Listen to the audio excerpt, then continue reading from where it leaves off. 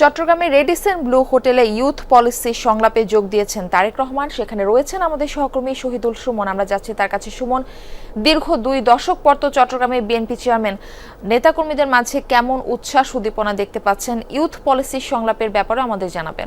যে সংলাপটিতে তারেক রহমান অংশগ্রহণ করবেন সেটি বিভিন্ন বিশ্ববিদ্যালয়ের শিক্ষার্থীদের নিয়েই। মূলত চট্টগ্রামের যে সমস্যা, উন্নয়ন এবং এইসব বিষয় নিয়ে আসলে শিক্ষার্থীরা তারেক রহমানের কাছে তাদের যে বক্তব্য সেটি তুলে ধরবেন এবং তারেক রহমান সেটি শুনবেন। আপনি দেখছেন যে শুধু যে নেতাকর্মীরা নয়, রেডিসন ব্লুর সামনে কিন্তু আমরা বিভিন্ন সেক্টরের মানুষদের আসলে দেখছি। তারা সকাল থেকে অপেক্ষা করছেন এবং নেতাকর্মীদের কথা যদি আসলে মারফি আপনাকে বলি, সেক্ষেত্রে কিন্তু এই মহাসমাবেশে যোগ দিতে বেশ কয়েকদিন আগ থেকেই চট্টগ্রামে এসে আসলে পৌঁছেছেন চট্টগ্রাম বিভাগের বিভিন্ন শ্রেণীর নেতাকর্মীরা এবং তারা কিন্তু চট্টগ্রামের পলো গ্রাউন্ড এবং তার আশেপাশে অবস্থান নিয়েছে। যেহেতু তারেক রহমানকে দীর্ঘ সময় পর তারা কাছে পেয়েছেন, তারা কাছে থেকে দেখবেন, সেক্ষেত্রে কিন্তু তারা যেহেতু যাতে পলো গ্রাউন্ড মাঠের শেষ প্রান্তে যাতে তারা পড়ে না যান, সেক্ষেত্রে কিন্তু অনেক আগ থেকেই অনেকেই অপেক্ষা করছে। আমরা এখানে একটি দলকে দেখছি যারা ইসলামী ব্যাংক থেকে আসলে চাকরিচ্যুত, তারাও কিন্তু এখানে অবস্থান নিয়েছে। তারা আসলে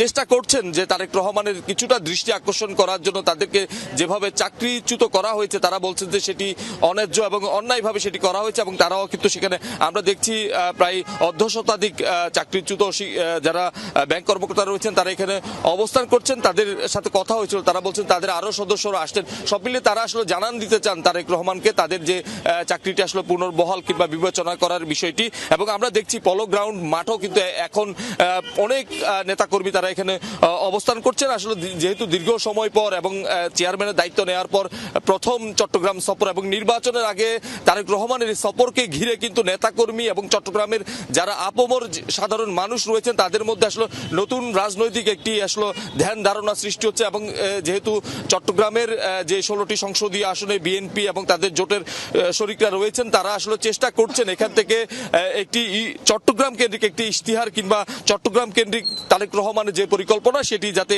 তারেক রহমান তুলে ধরেন এবং সেটি আসলে এখানকার যারা নেতাকর্মীরা রয়েছেন তারা প্রত্যাশা করছেন। এবং এটিকে আসলে চট্টগ্রামের যারা নেতাকর্মীরা রয়েছেন বিএনপির এবং যারা নির্বাচন করছেন প্রার্থী, তারা আসলে বলছেন যে এটি তাদের জন্য একটি বড় প্রচারণা যে তারেক রহমান চট্টগ্রামের উন্নয়ন বা চট্টগ্রামকে কেন্দ্র করে তার যে পরিকল্পনাগুলো রয়েছে সেটি তুলে ধরবে। এবং চট্টগ্রামবাসীও আসলে মুখিয়ে রয়েছে বিগত সময়ের উন্নয়নের পাশাপাশি বর্তমান সময়ে তারেক রহমান সরকার গঠন করলে কি ধরনের উন্নয়ন তিনি করবেন, কি ধরনের পলিসি তিনি গ্রহণ করবেন, সেই বিষয়গুলো নিয়েই কিন্তু আসলে এখানকার যারা সাধারণ মানুষ রয়েছেন তাদের মধ্যে আগ্রহ দেখছি। আমরা দেখছি নেতাকর্মীরা রেডিসন ব্লুর আশেপাশে অবস্থান করছে, যে যদিও বা এখানকার নিরাপত্তা ব্যবস্থা আমরা দেখছি বেশ কড়াকড়ি, তারপরেও এখানকার যারা নেতাকর্মীরা রয়েছেন তারা আশেপাশে অবস্থান করছেন। এবং ভিতরে যে সংলাপটি আসলে শুরু হবে সকাল 9টায়, সেই সংলাপে কিন্তু নির্ধারিত কিছু বিশ্ববিদ্যালয় শিক্ষককে আসলে আগে থেকেই তাদেরকে এখানে প্রবেশের ক্ষেত্রে অনুমতি দেওয়া হয়েছে। তারা কিন্তু আমরা সকাল থেকে দেখছি তারা ভেতরে প্রবেশ করছেন এবং তাদের সাথেও কথা হয়েছিল। তারা বলছে যে চট্টগ্রামের যে সমস্যা সেগুলো আসলে মূলত তারা তারেক রহমানের কাছে তুলে ধরবে এবং এটির সমাধান কি হবে সেটিও আসলে তারেক রহমানের কাছ থেকে জানতে চাই। মারফি। সুমন, ধন্যবাদ আমাদের সঙ্গে যুক্ত হবার জন্য।